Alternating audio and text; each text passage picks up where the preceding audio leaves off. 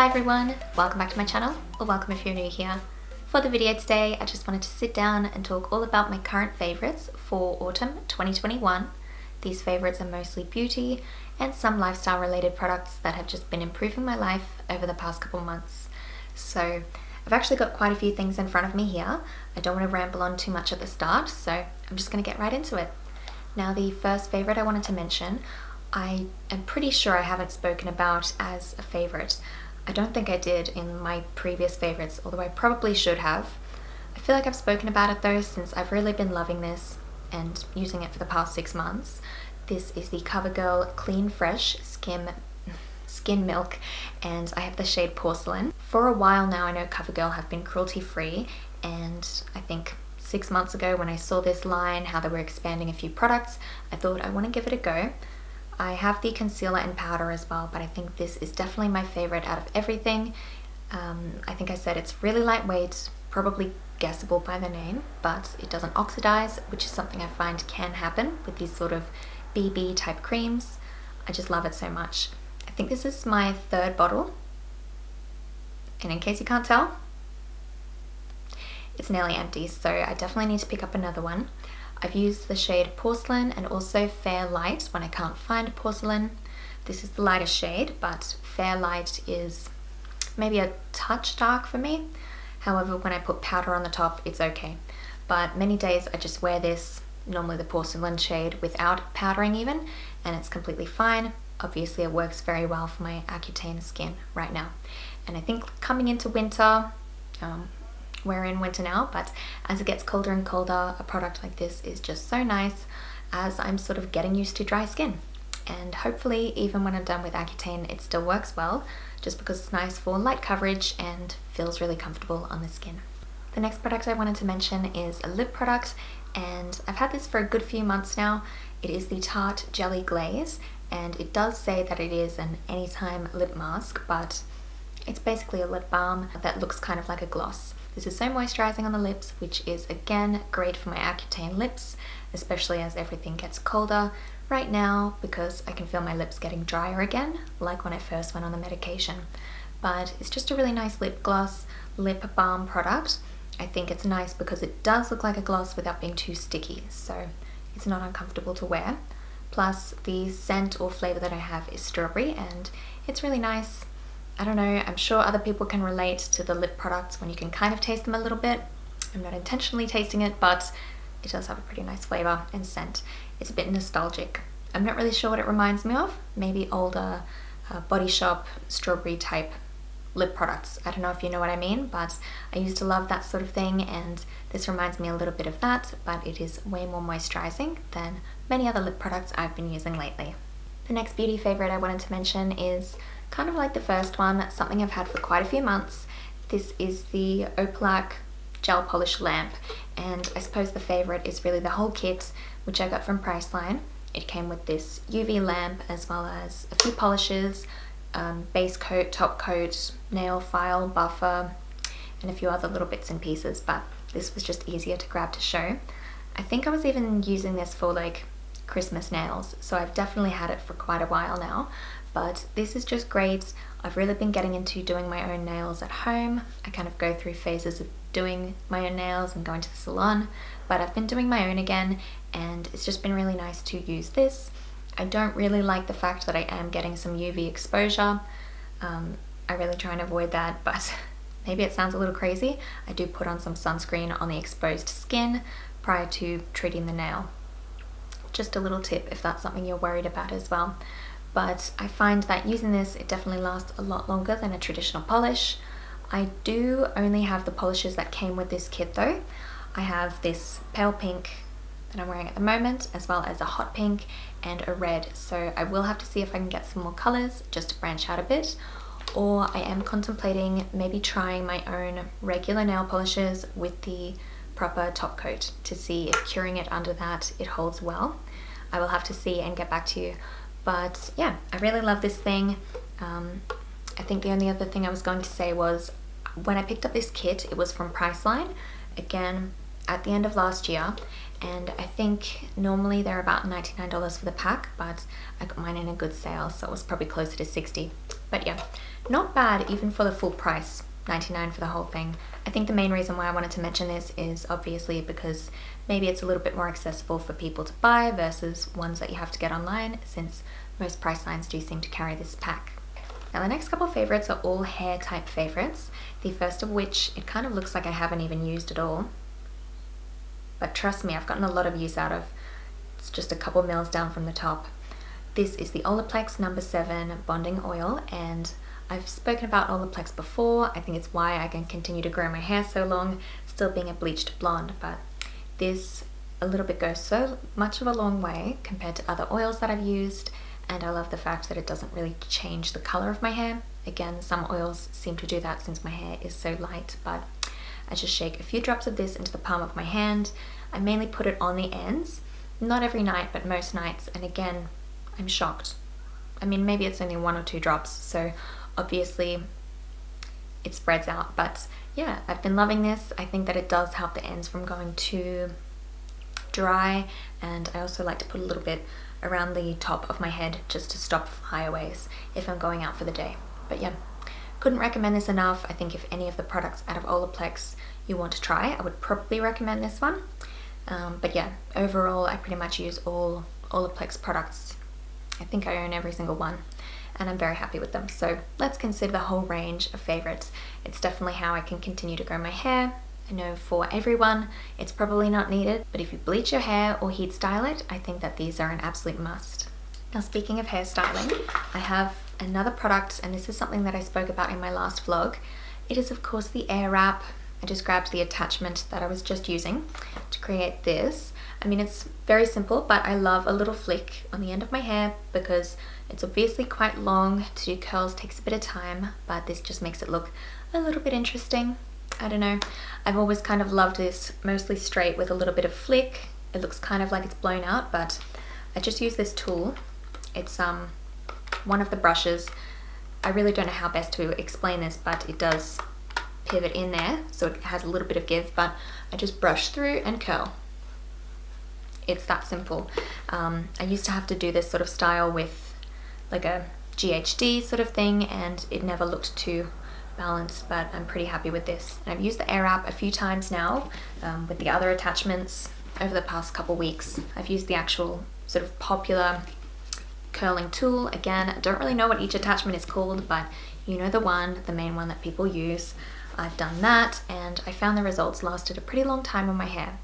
Of course, it wasn't super tight curls or anything. On my longer hair, it was more like a loose wave, and they'd stay for about a week, which isn't bad, I'd say, since I was worried that it's not an intense heat being applied to the hair, that it wouldn't last so long, but on my hair type, it seems to work pretty well. I think I said in my last vlog as well when I spoke about this how I had wanted it for a long time. Obviously it is a big purchase, but so worth it even in the short amount of time I've had it. And again, it is a good thing, the fact this one is a lot less harmful to the hair since it is just hot air. I don't know too much about the technology behind it, but I have heard that apparently the inside mechanism in here putting out the hair does take into account how your hair is like reacting to it. I don't know, don't quote me on it, but yeah, there is a lot of science behind this one. I love Dyson vacuums and I love Dyson hair products now, so would recommend. I thought about it for a long time, so it doesn't really seem like an impulse purchase, but I've been having so much fun using it and can't wait to continue using this one to see all the different things I can do as I get better practicing and learning with it. Alright, this next one is also something I know I've spoken about in a previous vlog a little while back, but again, I still have a lot of products. I mean, it is perfume, so again, a little bit goes a long way. This is kind of my weekend perfume. I use it more so going out at night sort of thing. This is the Eden perfume brand, and I have the style or scent 030, aka Black Opium. It is a Black Opium dupe. I think I spoke about it when I first received these in the mail a little while back, a good month or so ago, maybe 2 months ago, and how much I loved them. I really like this for the fact that I can now have the same scents that I loved back when I didn't really purchase things so ethically. I would just buy things as many people do, to be honest, but since I've made a conscious decision to buy only cruelty-free and vegan products, I realized there's certain perfumes that I do miss. I had a little trickle left of Black Opium, which was one of my favorites, Black Opium by YSL, and also C by Giorgio Armani, and I realized I can't repurchase them. I'll have to find new ones, but after doing a little bit of digging online, I did find that a brand basically does dupes for them, and maybe there's other brands to do it, but this one was one that popped up pretty easily in my search, and I think the price isn't so bad because this is a really large bottle. I'm pretty sure they do half sizes as well, and I just know this will last a really long time, and because I still had some remnants of the previous perfumes that I loved, I can confirm this does smell like it, so in love with it. I think I probably said in my original sort of first impression about it how I think that sometimes duping products isn't the best thing. Obviously it's kind of like stealing someone else's idea, but I can really get behind it, I think, in this case, because obviously it's giving us a cruelty-free option for scents that we love. So I just had to give in and get this, and I'd say this is probably my favorite perfume for evening, and I use the C more so during the day. Not every day, but if I'm going out to lunch or to meet up with a friend or something, it's something that I love to use. And I'll have to see about getting some other perfumes from them since they do a big range. Alright, the next and final beauty favorite, and it is a beauty favorite, I know it looks like whipped cream. This is Sunday Very Vanilla Whipped Shower Foam. So it looks like a whipped cream can, both on the packaging and also the nozzle. But this is a shower foam, so it is soap. It can be used all over the body. It obviously foams up similar to like a shaving gel, shaving foam, and sometimes I do use it for that purpose, or just if I'm having a bit more of a pamper shower on the days where I might not have a bath and want to pamper myself a bit, I'll have a pamper shower, you know, light some candles, wash my hair, leave a hair mask in, use stuff like this, do a full body shave. These are the sort of things that I like to use. It is very gimmicky, I understand, and I don't think it was very affordable. In truth, it was probably like 20 bucks worth, but I did get it on sale. I think that's probably why I grabbed it, but it does have a very lovely scent and it looks kind of nice in the bathroom. I don't know. I'm not sure if this is available everywhere. I did find it at my Woolworths supermarket, and it is an Australian brand, so I'm not sure how easily accessible it is, but it was just something a little bit nice to grab, and it does work pretty well, I'd say, as a shower foam. Shower, like foam for shaving or just general soap. It has a nice smell, and again, it's just a little bit fun for a pamper session in the bathroom. Alright, the next favorite that I have is more of a self-care or pain relief favorite. Is that a thing? I've spoken about it before, again, with a lot of these, because they are things that I love and use. You've maybe heard me talk about a lot of these before, but I would imagine this one, since I did a whole video on it already. This is, of course, the Ovira, which I've gotten a lot of use out of. Lucky me for saying so. I've had a lot of pain in the past couple months, which is not that different from the norm, but I have had a way to control it with this. So again, I did a whole video on it already. I'll make sure I link that up above, but this is kind of like a little TENS machine. It helps me with my period pain, general everyday pain, by placing this on my abdomen, kind of above my ovaries where they sit. I feel like it helps distract me from the pain. Some people say that it disrupts the nerve signals and stops the pain happening, but for me, I feel like it's more of a distraction. Either way, it works really well on both my abdominal pain and also back pain. I really love this thing, and I think it is super helpful for anyone with maybe chronic abdominal pain issues, your endometriosis, adenomyosis, PCOS, or just painful periods as well. I think that this is a godsend, and obviously in my case, I really like using it on my back as well, but I've gotten so much use out of this. I have changed these sticky pads on it twice now. Oh no, okay. I realized the pad has adhered to the disc on one side. I think these have been sitting in front of my hot lights for a little bit, but yeah, these sticky pads just stick to the body, and this tiny little part emits the electronic pulses. So yeah, it's very compact. I've had a lot of use out of it.